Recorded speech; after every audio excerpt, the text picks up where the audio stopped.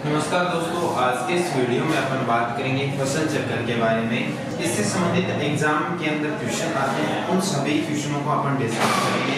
हर exam के अंदर फसल चक्र से संबंधित क्वेश्चन आते ही आते हैं, लगभग एग्जाम के अंदर हमें देखने को मिलता है। तो सबसे पहले बात करते हैं कि फसल चक्र होता क्या है। देखिए दोस्तों, यहाँ पे एक निश्चित क्षेत्र के अंदर अपन बात करें, हमारे सामने एक निश्चित क्षेत्र है। इस निश्चित क्षेत्र के अंदर निश्चित समय के अंदर फसलों को हेर फेर कर बदल कर यानी हेर फेर या अदल बदल कर बोना क्या कहलाएगा? फसल चक्र कहलाएगा। इसकी बात करेंगे इंग्लिश में क्रॉप रोटेशन इंटेंसिटी कहलाता है। क्या कहलाता है? क्रॉप रोटेशन इंटेंसिटी कहलाता है। तो देखिए दोस्तों, इसकी यहाँ पे डेफिनेशन बताने की कोई जरूरत नहीं होती। ज्यादातर यहाँ पे जो क्वेश्चन है उन क्वेश्चनों के बारे में ही पूछा जाता है। तो यहाँ पे एक सिंपल सा एक जो न्यूमेरिकल है वहाँ पे न्यूमेरिकल करेंगे। उसके बाद जैसे जैसे क्वेश्चन अपने एग्जाम के अंदर आते हैं वैसे अपन क्वेश्चन करेंगे। यहाँ पे सबसे पहले एक छोटा सा फॉर्मूला लगेगा, उस फॉर्मूले के बारे में डिस्कस करते हैं। तो यहाँ पे CRI हमने लिख दिया, क्रॉप रोटेशन इंटेंसिटी हो गया। ठीक है दोस्तों, यहाँ पे हमने क्या लिखा? यहाँ पे सूत्र लिखा भाई, यहाँ पे फसलों की संख्या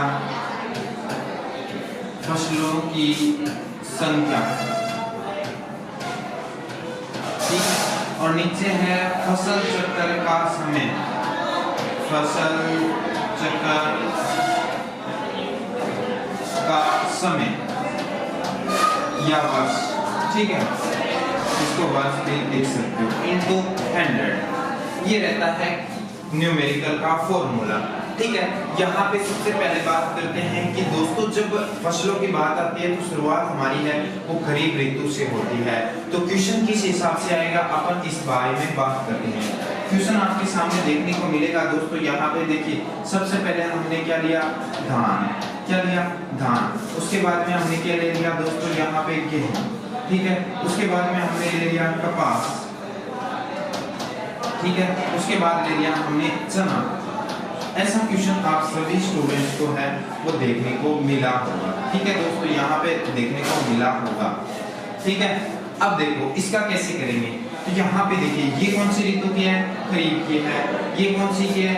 रबी की है। ये खरीफ की है और ये रबी की है। ठीक है दोस्तों, यहाँ पे रबी की है वो आ चुका है। अब क्वेश्चन का जो फॉर्मूला है, फॉर्मूला क्या कह रहा है? फसलों की संख्या। देखिए, फसल 1 2 3 और 4, क्या आ गई? 4 आ गई अपने सामने। क्या हुआ दोस्तों? यहाँ पे 4 आ गई। न्यूमेरिकल हम यहाँ पे कर लेते हैं, 4 लिख लिया हमने। यहाँ पे लिख लिया दोस्तों। यहाँ पे देखिए 4 लिख लिया हमने। यहाँ पे देखिए, यहाँ पे थोड़ा सा सही लिखा नहीं जा रहा, अभी लिख देते हैं। यहाँ पे 4 लिख लिया। अब देखिए दोस्तों, यहाँ पे क्या फसल चक्र का समय या वर्ष क्या हुआ? देखो दोस्तों, यहाँ पे खरीफ और रबी है वो कितने वर्ष में हो गई? 1 वर्ष में हो गई। और खरीफ और रबी है वो फिर 1 वर्ष में हो गई। कितने वर्ष हो गए दोस्तों? तो फिर आप कहोगे कि सर 2 वर्ष हो गए। तो यहाँ पे 2 लगा दिया, इनटू 100 लगा दिया। ठीक है, यहाँ पे मैंने 100 लगा दिया। तो इस क्वेश्चन का जो आंसर है वो क्या आएगा? यहाँ पे 200। कितने आए? यहाँ पे 200 क्रॉप इंटेंसिटी आ गई। ठीक है दोस्तों, यहाँ पे ये रहता है फसल चक्र का पहला क्वेश्चन। अब सेकंड क्वेश्चन क्या कहता है भाई? देखिए, सेकंड क्वेश्चन ये कह रहा है कि हरी खाद में यानी कि हरी खाद को फसल में गिनती नहीं की जाती परंतु समय में गिनती की जाती है। क्वेश्चन हमारे सामने ऐसा क्वेश्चन आया हुआ है कि देखिए, हरी खाद की फसल में गिनती नहीं परंतु समय में गिनती। देखिए यहाँ पे क्या हुआ कि फसल के अंदर गिनती नहीं है तो इसको अपन छोड़ देते हैं। यहाँ पे ये फसल कौन सी की है? मैंने क्या बोला था? खरीफ से है, फिर रबी से है, फिर खरीफ है, फिर रबी है। ठीक है, फसल के अंदर गिनती नहीं करेंगे। तो यहाँ पे अपन शुरुआत कहाँ से करते हैं दोस्तों कि फसल 1 2 फिर उसके बाद 3। कितनी फसलें होंगी अपने पास में? न्यूमेरिकल क्या कह रहा था? न्यूमेरिकल का फॉर्मूला ये कह रहा था कि फसलों की संख्या बटे फसल चक्र का समय इनटू 100। क्या कह रहा था? भी सबसे पहले यहाँ पे हमारा सूत्र है, उस सूत्र के अकॉर्डिंग क्या होगी? फसलें कितनी होगी हमारे पास में? 3 फसलें हो गई। ठीक है दोस्तों, यहाँ पे उसके बाद क्या बोला है कि समय में गिनती करते हैं। समय में गिनती करेंगे, 1 वर्ष ये, दूसरा वर्ष ये, तो कितने वर्ष हो गए? 2 × 100। अपने पास में आंसर क्या आ गया? दोस्तों अपने पास में आ गया 150 यानी कि 150 आंसर आ गया। इस क्वेश्चन का जो आंसर है वो क्या हो गया, 150 हो गया। ठीक है दोस्तों, अब नेक्स्ट क्वेश्चन आता है। नेक्स्ट क्वेश्चन क्या कहते हैं, विपणत। पड़त क्या होता है, पड़त के बारे में बात करते हैं। तो दोस्तों जैसे हम क्या कई बार क्या होता है, खाली पड़ी भूमि खाली रख देते हैं भूमि को, तो यानी कि खाली रख देते हैं, यानी कि उसमें कोई भी फसल नहीं बोते हैं, तो उस फसल का यहाँ पे पड़त नाम लिखा गया है। तो पड़त को समय में गिना जाता है, परंतु यहाँ फसल में गिनती नहीं होती।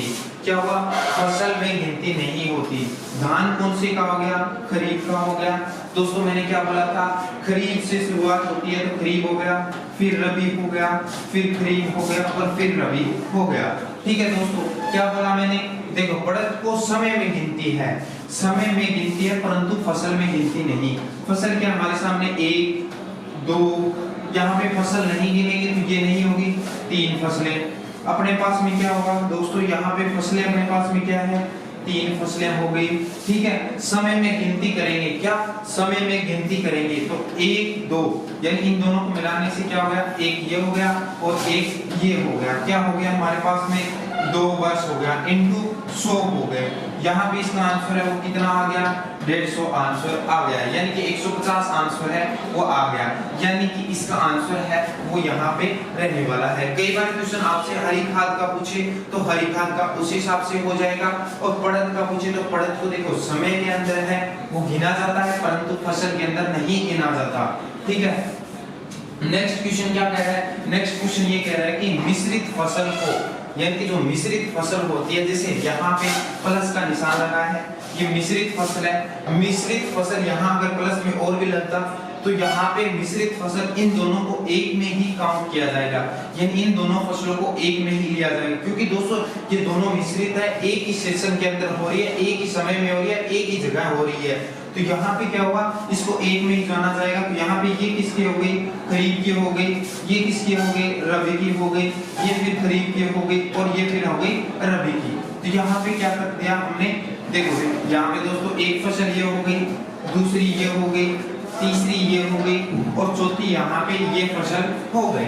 ठीक है दोस्तों, यहाँ पे अब देखिए न्यूमेरिकल क्या कह रहा था, जो फॉर्मूला क्या कह रहा था, फॉर्मूला ये कह रहा था कि फसलों की संख्या अपने पास में क्या आई, 4 आई।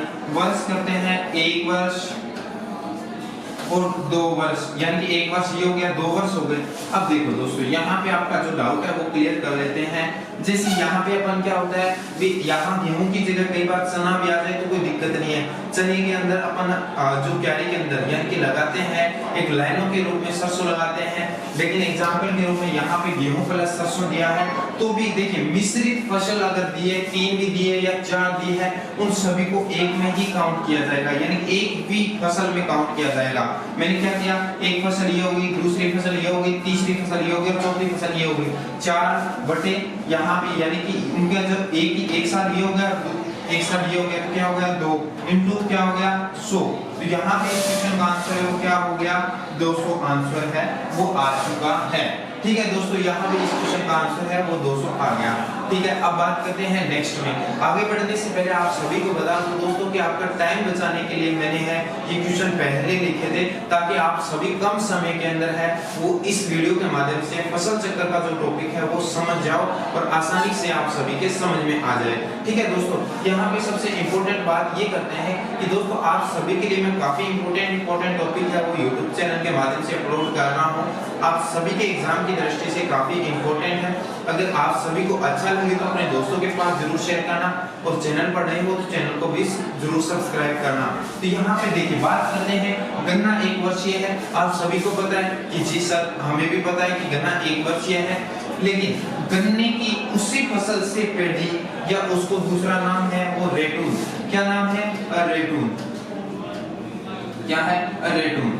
यानी कि अगर ऐसे आ जाए गन्ना, रेटून, कपास और चना, तो देखिए यहाँ पे क्या, गन्ना 1 वर्षीय है परंतु उसी गन्ने से पेड़ी फसल ली जाए तो वो कितनी हो जाएगी, 2 साल की हो जाएगी। कितनी हो जाएगी, 2 साल की हो जाएगी। ठीक है दोस्तों, यहाँ पे सबसे पहले बात करते हैं कौन सी ऋतु से शुरुआत की हमने, खरीफ से शुरुआत की। ठीक है, उसके बाद में देखो यहाँ पे क्या हुआ, खरीफ से शुरुआत की थी, फिर देखिए 2 वर्ष की होती है, 2 वर्ष की यहाँ पे हुई। देखिए 2 वर्ष की बात करेंगे तो खरीफ, बात करेंगे खरीफ, रबी, फिर खरीफ, फिर रबी, यहाँ पे खत्म हो गया, यानी कि 4 हो गए। रबी हमने लास्ट के अंदर क्या, रबी के बाद फिर से यहाँ पे खरीफ आ गई, क्या हुआ, रबी, फिर यहाँ पे प्लस खरीफ प्लस रबी, उसके बाद खरीफ, फिर आ गई यहाँ पे रबी। ठीक है, यहाँ पे ये सीक्वेंस है वो आप सभी समझ सकते हो। काफी स्टूडेंट्स के मन में ये जरूर आया होगा कि सर यहाँ पे आपने खरीफ लिखा और यहाँ पे फिर से खरीफ लिख दिया। तो यहाँ पे देखिए मैंने क्या बोला, गन्ना पेटी, गन्ना पेटी है वो कितना होगा, द्विवर्षीय, तो 2 वर्ष में शामिल करेंगे तो 1 वर्ष में खरीफ और रबी होगा, फिर खरीफ और रबी लेंगे तो रबी के बाद फिर से खरीफ का खरीफ आएगा। आप बोलोगे जी सर आएगा, तो यहाँ पे इसे हो जाएगा। ठीक है, यहाँ पे अपन बात करते हैं, गन्ना पेटी है, यहाँ पे एक फसल होगी, एक ही फसल होगी, यानी उसी फसल से ले रहे हैं तो एक फसल ये होगी, दूसरी फसल ये होगी और तीसरी फसल ये हो गई। ठीक है दोस्तों, यहाँ पे क्या होगी, 3 फसलें हैं हमारे सामने देखने को मिल रही। कितनी हैं, 3 फसलें हैं। तो यहाँ पे अपन क्या लिखा भाई दोस्तों, 3 लिख दिया। क्या लिख दिया, 3 लिख दिया। अब देखो यहाँ पे बात करते हैं, गन्ना पेटी है, द्विवर्षीय है, तो यहाँ पे 2 साल तो हमारे पास वैसे ही आ गई। ठीक है, और इन दोनों का 1 साल और होता है, तो यहाँ पे 1 और 2 कितने हो गए, 3 इंटू 100, क्या हो गया हमारे पास में 100% आ गया। ठीक है, यहाँ पे CRI है वो कितनी आ गई, 100 आ गई। यहाँ पे बात करते हैं, सबसे पहले हमने बात की थी क्रॉप के बारे में, यानी फसल चक्र के बारे में। फसल चक्र का आप सभी स्टूडेंट्स है वो आप सभी इसका स्क्रीनशॉट लेना चाहते हो तो ले सकते हो। देखिए यहाँ पे मैंने शुरुआत की थी कि इसका सूत्र ये कहना चाहता है, उसके बाद में बात करेंगे कि जो यहाँ पे हरी खाद को है फसल में गिनती नहीं किया जाता, लेकिन समय के अंदर है वो गिनती किया जाता है। नेक्स्ट में हमने क्या किया, पड़त को है वो समय में गिनती किया जाता है, लेकिन फसल के अंदर गिनती नहीं किया जाता। नेक्स्ट में यहाँ पे क्या मैंने बोला था कि मिश्रित फसल को एक ही फसल में काउंट किया जाता है, किसमें, एक ही फसल में काउंट किया जाता है। ठीक है दोस्तों, यहाँ पे हमारे सामने है वो न्यूमेरिकल इस हिसाब से रहने वाला है। तो आप सभी स्टूडेंट्स के लिए ये एक छोटा सा टॉपिक था जो काफी इंपॉर्टेंट रहने वाला है। आगे की जो वीडियो आएगी उसमें अपन बात करेंगे blood density and particle density के बारे में, जो काफी इंपॉर्टेंट एग्जाम की दृष्टि से है। हर एग्जाम के अंदर, अभी जैसे एग्रीकल्चर सुपरवाइजर का एग्जाम हुआ था उसमें blood density and particle density का भी क्वेश्चन आया था, तो वहां पे ऐसे क्वेश्चन आते हैं। एक क्वेश्चन है वो ऐसा भी आता है कि प्रति हेक्टेयर की दर से हमें यूरिया कितनी यूरिया डालते हैं तब नाइट्रोजन मिलता है, वो वैसा क्वेश्चन भी हम सोल्व करेंगे। तो वो नेक्स्ट वीडियो के माध्यम से सोल्व करेंगे। आशा करते हैं आप सभी को ये वीडियो पसंद आई है। तो मिलते हैं नए वीडियो के साथ, तब तक जय हिंद, वंदे मातरम।